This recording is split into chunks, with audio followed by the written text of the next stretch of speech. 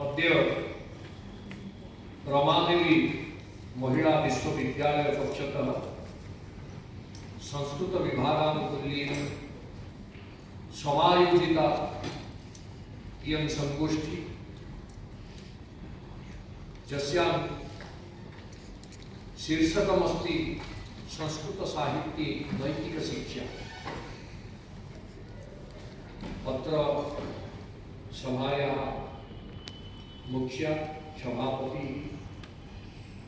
Doctor Snehlata दास महोदया, अत्र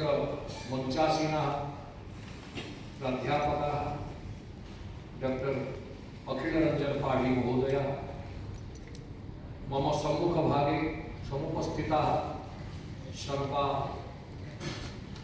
अध्यापिकाः सर्वे अध्यापकाः च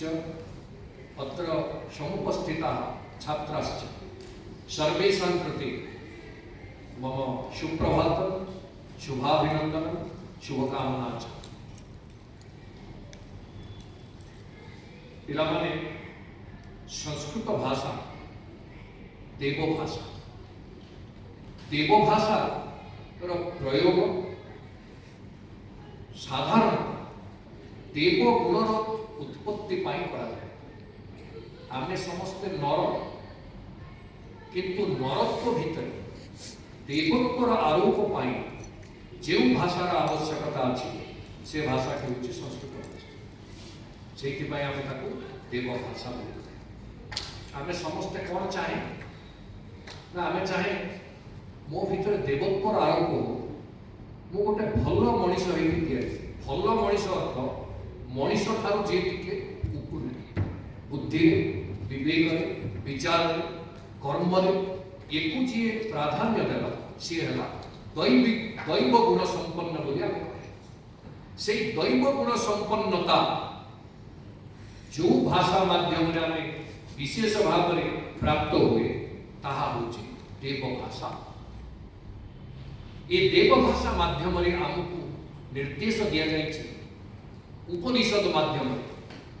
मुंडक उपनिषद रे आपण देखिबे कहा जाइछि द्वे विद्ये वेदितव्ये च परा चा परा तथा। दीटा विद्या हमर समस्तंकर वेदितव्या अर्थात जानिबा दरकार से दीटा विद्या संपर्क। गोटे हला परा विद्या, गोटे हला अपरा विद्या। अपरा विद्या कौन ना जो विद्या को आमे अर्जन कले आमे उपार्जन क्षम होचे, वृत्ति आमर निर्वाह आमे करूचे। वृत्ति निर्वाह पाई बा प्राप्ति पाई बा जीवन निर्वाह पाई उदर भरण पाई जो विद्यार आवश्यकता अछि ता होची अपरा विद्या। जेमिति आमे विज्ञान पढ़ुचे, ये पढ़ुचे, केमिस्ट्री पढ़ुचे, जहाँ जहाँ पढ़ुचे बहुत पे पढ़ुचे आमे कोन तापरे आमर लक्ष्य होची गोटे कर्म संस्थान पाइबा। पाई सारला परे आपन आलजेब्रा कोन पढ़िथिले जदि जने पचारिबे आपन मन रहउछ मन काई रहउ तार उपयोगिता नै। अपरा विद्यार उपयोगिता सीमित होला बेले परा विद्यार उपयोगिता जीवन थिबा जागा शेष निश्वास त्याग करने पर्यंत परा विद्या स्पृहणीया ग्रहणीया एवं अध्ययन। ये परा विद्या ग्रहण ये होची संस्कृत बा देव भाषार नैतिक शिक्षार प्रथम सोपान। एवं ताको ही नहीं जेतेबेला आमे परा विद्यार कथा को आलोचना को जिबा काहा को आमे माध्यम काहा ठाकु विद्या पाइबा ना तत्वदर्शिन गुरु। गुरु को आश्रित हम शिष्य जी छात्र बा छात्रा से कोठी जीव गुरुकुल को जीव एवं गुरुमुख विद्या से हृदयर सहित केमिति ग्रहण करिवो ना श्रद्धावान लभते ज्ञानम तत्परम संयतेन्द्रिय। जी श्रद्धा जहाँ हृदय नथिबो से केबे ज्ञान पाए। तेणु आमे जदि ज्ञान पाइबा पाई गुरुकुल को जीवा से प्रथम कार्य होचे आम भितरे श्रद्धार आरोप। जे पर्यंत आम श्रद्धावान बा श्रद्धावती नई आम भितरे विद्या संचार करिवार जेते उद्यम गुरु कले भी एठी आम समस्ते बसिचे समस्ते शुणुचे किंतु बहुत एठी आम थिबा जो माने फिजिकली प्रेजेंट मेंटली एब्सेंट एटा काहे हुए ना जेते बडे श्रद्धार अभाव हुए जो श्रद्धार उद्रेक होइछि प्रादुर्भाव अछि से जगह रे लोक जे शिष्य बा शिष्या से आत्म हरा हो निजे केमिति अछि भूली जाय कि पाठ ही केवल शुरू ए जो तल्लीनता ए जो तादात्म्य बोध ए जो गोटे एकाग्र भाव यहाँ ही परा विद्या ग्रहण रे गुरुकुल रे आमर प्राथमिक सोपान तेणु श्रद्धावान लभते ज्ञानम तत्परम संयतेन्द्रिय जी ज्ञान पाइब जहाँ पाखे ज्ञान प्रति श्रद्धा आसला से स्वतः संयत हो ता भीतर संयम गुण को आउ इंड्यूस करबा बा ताकू ठेली पेली की पुरेबार आवश्यकता नहीं आपण जानती जेते बड़े विद्या प्रति श्रद्धा आसी जाए से श्रद्धा का ता परवर्ती मुहूर्त रे प्रत्येक पिला भितरे संयम गुण को तैयार कर मु ठीक समय क्लास रे पहुंची समयानुवर्तिता जाका इंग्रजी रे पंक्चुअलिटी बोली कहूचे आज 10:30 रे क्लास आरंभ हो 10:30 पूर्व 5 मिनिट पूर्व मु आसन रे बसिथि एई जो पंक्चुअलिटी द्वितीय रे कौन सी चिटिंग करिबे नाही साध्य आचरण मु करिबि मु कोन करिबि ना मोर पाठ को गुरुत्व देबी एवं शुद्ध अंतःकरण मु परीक्षा खाता रे लिखि साध्य आचरण करिबि नाही एई जो संयम भाव एहा जेते बडे श्रद्धा आपन को हृदय रे आसी जीवो से धीरे धीरे संयम गुण को आकर्षित करके आनी की हृदय भीतर थोइबो अंतःकरण ता द्वारा शुद्ध कलाउ न तत्परम संयतेन्द्रिय ज्ञान लब्ध्वा परम शांति मचिरेणाधिगच्छति जे ज्ञान को एई भली श्रद्धा युक्त है एवं संयत है ज्ञान को जे लाभ करिगला तार कोन लाभ होला से शांति पाइला हम समस्तंकर शेष कोन जिते जहां हमें अर्जन करबा पई चाहिए भी सबुठार उत्कृष्ट होची शांति त्याग शांति अनंतर आपण माने भगवत गीता रे पढिछ सर्वश्रेष्ठ उपलब्धि होची शांति जोथि पाई हम वेद सूक्त कोन कहउछंती शांति सूक्त जो शांति अंतरिक्षगु शांति पृथ्वी शांति राप शांति लोकदय शांतिर्वनस्पतय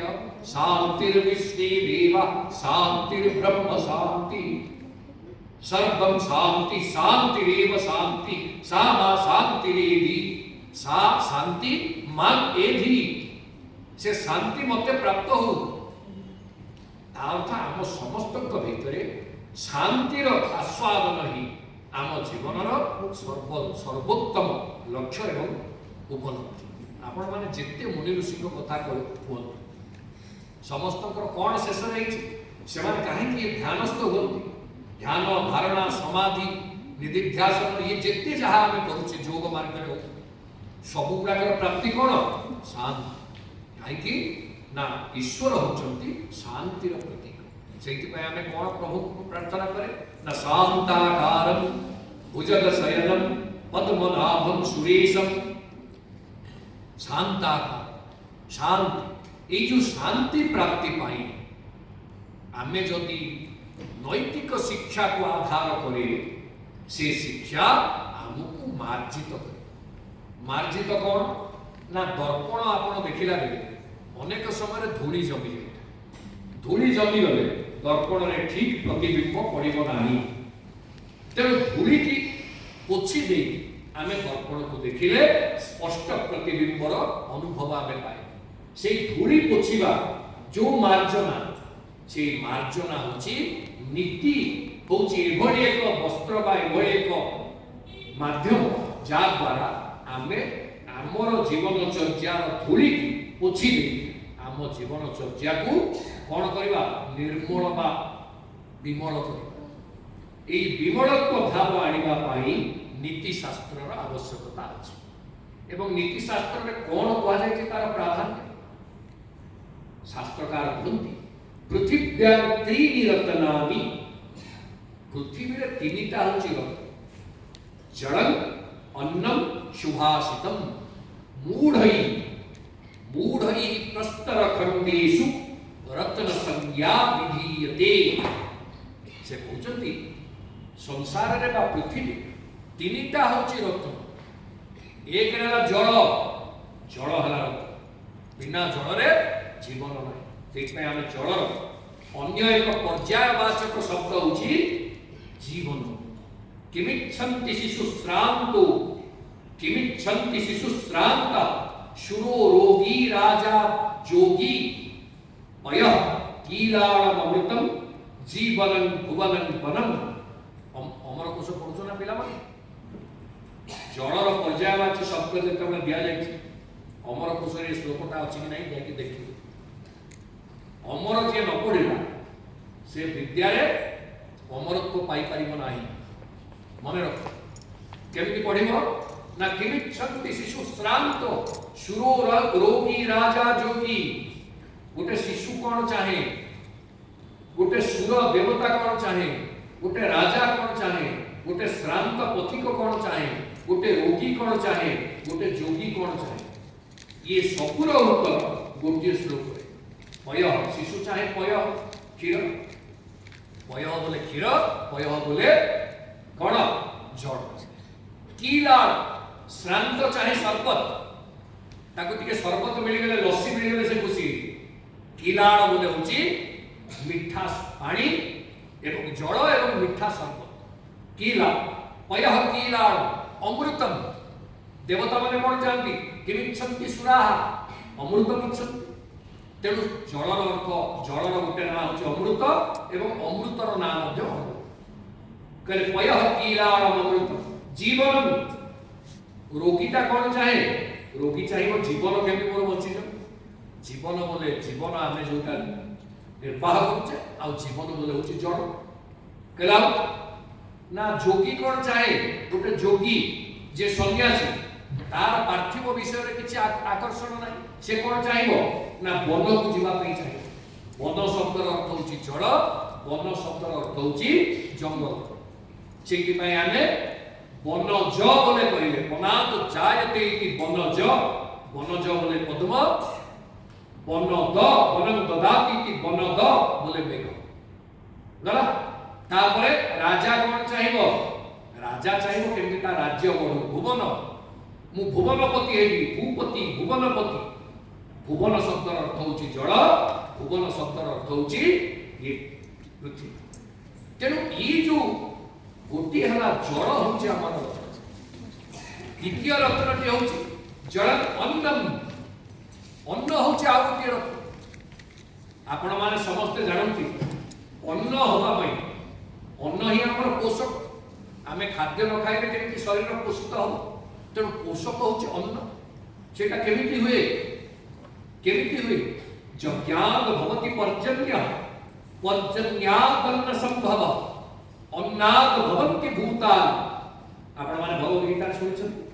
कोन प्रथम हला ना यज्ञाद भवति पर्जन्य अन्न होबा पई केते कष्ट आपण पा यज्ञ जदि जणे कला सेइतरु मेघ सृष्टि यज्ञ रे आमे जेते बडे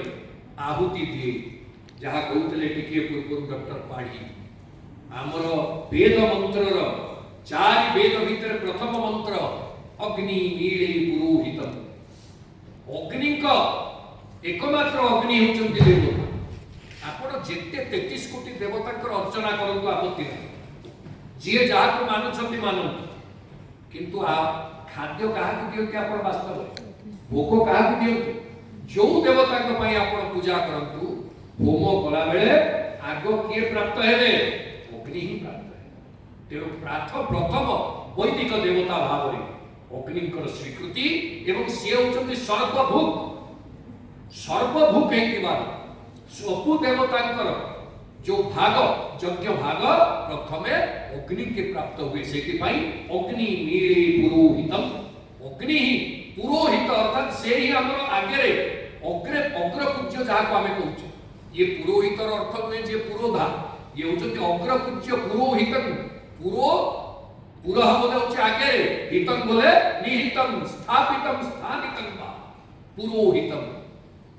तेणु आमे जेतेबेले यज्ञ करिबा सेई अग्निर प्रभाव रे जो धूम यज्ञर धूम सेटा ऊपर मेघ तैयारी करे आपण माने समस्त जानती पूर्व समय रे जेतेबेले अनावृष्टि होउथला सेतेबेले राज्य को मरुड़ी रक्षा करने रजा माने यज्ञानुष्ठान करते एवं सेतु जो मेघ होते मेघाद भवति यज्ञात भवति पर्जन्य पर्जन्यात् अन्न संभव सेही मेघ जेतेबेले वर्षा करे पृथ्वी रे अन्न हो तेणु अन्नटा एते सहज साध्य नुहे आ बहु लोक भावती आमे कृषि कार्य कले हुएता हमकु गौण बोली समाज रे विचार करिवे किंतु आपण मानकु एक कथा भी कहि रखिबा दरकार कृषक होची सबुठारु उत्कृष्ट वृत्ति एवं से ही समस्तकर वंदनीय कहीं जहाँ संसार पोषक जो तत्वटी होची पोषक तत्व तार उत्पादक होची कृषक तेणु जेमिति प्रथम वैदिक देवता होचंती अग्नि सेमती प्रथम सांसारिक वंदनीय महात्मा होची कृषक जे रत्न जो मणि आमे विचार करुचे अन्न को से रत्न को उत्पादित करुचे कृषक तेणु कृषि वृत्ति को गौण करा जिवार जो सामाजिक दृष्टिकोण वर्तमान बदली ताकू केही समर्थन करंतु नाही कृषक ही वास्तव पक्षरे समाजर प्रथम वंदनीय मनुष्य अन्नाद भवति भूतान अन्नाद भवन्ति भूतान तापर अन्न हेगला परे सेही अन्न को खाई 84 लक्ष जोनिर जीव आम शास्त्रीय भाषा रे केते प्रकार जीव जंतु अछन समस्त किंतु अन्न भुक समस्त अन्न खाउछ से अन्नटा कोठु आसिला ना सेही मेघ तेणु ये जो अन्नटा ये अन्न मध्य गोटे रत्न पृथिव्यां त्रीणि रत्नानि जलम अन्नम कहले तृतीय रे जणे जल पीला अन्न खाइला तार सुष्ठु शरीर चर्चा हैला शरीरटा सुस्थ हैला किंतु सुस्थ शरीर केवल हैला जे पर्यंत मन सुस्थ हैला मानसिक स्तर रे जणे जदि सुस्थ नुहे शारीरिक स्तर रे जेते बलिष्ठ हेले भी ताकू गुरुत्व दिया जाए तेणु मन एव मनुष्याणां कारणं बंध मोक्षयो बोली भगवद गीता कहूछ एवं ये जो मन एव मनुष्याणां कारणं बंध मोक्षयो से मन होची ताकू हमकु सुस्थ करबा पई पड़िबो सेटा केमिति सुस्थ हबो ना सुभाषितम सुभाषित नीति तत्व नीति शास्त्र नीति बाणी प्रत्येक दिन जी नीति बाणी की शुणुथि आकर्षण करुथि तार हृदय भितर चेतनार अभ्युदय हम जो चेतना ता मन को विमल करिवो निर्मल करिवो एवं कर्म प्रवण करिवो मन भितर बेले बेले स्थानिता आसी जाए बेले बेले आलस्य आसिक मन भितर घर करे आ आपण जानि रखिबा दरकार से नीति शास्त्र हमको शिखौछि संसार रे शत्रु किए आ मित्र किए आमे समस्त को जे आमे भाबे जे आम संगे न पड़िला से हमर शत्रु जे आम संगे भल रे मिसी गला से हमर मित्र ना शत्रु आ मित्र रो संज्ञा ए नीति शास्त्र ही हमको शिखैछि कौन कहिछथि नीति शास्त्र का कले आलस्यं हि मनुष्याणां शरीरस्थो महान रिपु नास्त्युद्यम समो बंधु जं कृत्वा नावसीदति आलस्यं हि मनुष्याणां शरीरस्थो महान रिपु आम समस्त जड़े होछि प्रमुख शत्रु से शत्रुटी होछि आलस्य जड़े होछि प्रमुख शत्रु आ जो दिन आम आलस्य वशवर्ती हो गले कर्म चंचलता आम ठार दूरे गला से दिन आपण जानिबे हमर नैतिक मृत्यु हैला शारीरिक भाव में बंचीचे खाऊचे पीऊचे सब होइछि किंतु जो दिन आलस्य ग्रस्त जड़े हो गला से दिन तार नैतिक मृत्यु है एवं कहा द्वारा है ना आलस्य रूपक शत्रु ताको विद्ध कला बोध कला केमिति जड़े मित्रत्व पाइब ना नास्ति उद्यम समूह बंधु उद्यम समूह बंधु न अस्ति आउ संसार रे उद्यम भलिया भल बंधु नाही जोति पाई उद्यम जिए करी आपण माने पढ़ा वर्तमान आपण मानकर काम होला पाठ पढ़ी ये पाठ पढ़िबार जे उद्यम कला परिश्रम कला कृत भूरि परिश्रमा छात्रा सर्वदा साफल्यम अभिगच्छन्ति कौनसी परिस्थिति रे परिश्रम करिथिबा पिलार विफलता आसे एवं कोन करबा पे से कहला ना उद्यम को बंधु करबा पे पड़े उद्यम संगे हाथ मिलेबा को पड़े उद्यम को निजर परम मित्र भाव रे स्वीकृति देले जाय आपण माने साफल्यर शिखर को चढ़ी तेणु ए जो आलस्य रूपक शत्रु को एड़े उद्यम रूपक सार्वकालिक मित्रता मित्र को आपणेगा नीति शास्त्र ही हमको प्रेरित कर जदि आम ता कले कृषक अन्न उपार्जन कला आमको मानसिक स्तर में प्रस्तुत होगापी सुभाषित मिले सुभाषित बोले नीति शास्त्र एवं ये नीति शास्त्र श्रवण द्वारा जदि प्रत्येक स्तर में आम नीति शास्त्र अनुपालन कर श्रवण जो सबुदिन हम निश्चित तीनोटे लोक भावे एत थर शुणी थे पढ़ी देखे आम भितर गोटे इनक्यूजिटिवनेस जहाँ आम कहे कौतूहल कौतूहल आम भितर जो प्रकटित हम मु कौन जानी यहाँ कले कौन हम एत थर जदि ये बही में लिखाई मुझे आपणईले केमती फल हम देखा से दृष्टिकोण में प्रयोग को नहीं शास्त्र हूँ प्रयोगात्मक शास्त्र अधीतव्य अर्थ होची ग्रहण करी प्रयोग करी शुणी नहीं रही घोषी देले परीक्षा लिखिदे ना एटा शास्त्रीय मर्यादा को आप रखिले शास्त्र कौन कहूची ना सेटा प्रयोगात्मक जेमति शस्त्र शस्त्रस्य शास्त्रस्य नकिंचित नकाचित भिन्न शस्त्र और शास्त्र दीटा जाक जदि आप प्रयोग न करेंगे दीटा जाक आप क्षतिकारक शस्त्र आप थोड़े धनुष केवे दिने व्यवहार करना सेटा कौन हम सेटा नष्ट हो बाउंश धनु होती सेटा उई खाई जदि कौन से गोटे लुहा जिनस आप थोड़ी जोटा आप कम आसो आप खतरी गला शस्त्र व्यवहार ना जमी खतरी जाए नष्ट हो जाए सेमती शास्त्र उपयोगिता जदि न रहे प्रयोग जदि न रहे तार किसी तेणु शास्त्र प्रयोग जदि आम मैंने सचेतन हवा ना आम भितर शास्त्रीय प्रयोग स्पृहा जदि न आसे केवल वृत्तिगत विद्या विचार जदि आम पाठ पढ़े ताले नैतिक शिक्षार आकलन आम कर नैतिक शिक्षा गोटे विराट समय तेणु ताकू नहीं आम भितर कौन रहा दरकार ना मुझे जानी प्रयोग प्रयोग धर्मी कर कहला जे पृथिव्यां त्रीणि रत्नानि जलम अन्नं सुभाषितं मूढ़ै प्रस्तर खंडेषु रत्न संज्ञा विधीयते अन्य लोक मान जो माने को जानती ने से माने भावती ए जो मणि मुक्ता ए जो आपनकर हीरा नीला वैडूर्य ए गुडा कहउची रत्न ना रत्न होची ए तीनटा जल अन्न एवं सुभाषित तेणु ये जो सुभाषित नीति ये नीति हम कौन करे ना सत पथरे नियंत्रित यात्रा करबा पाई प्रेरित करे आम समस्तकर जोड़िए जिनिस अछि गोटे नीति नीतिटा आम अधीन रे आमे ताको पालन करबा नियतिटा आम हाथ नीति आ नियत गोटिए यर व्यवधान नीति आ नियत गोटिए य से यटा के य ज ज बोले आउ जने केही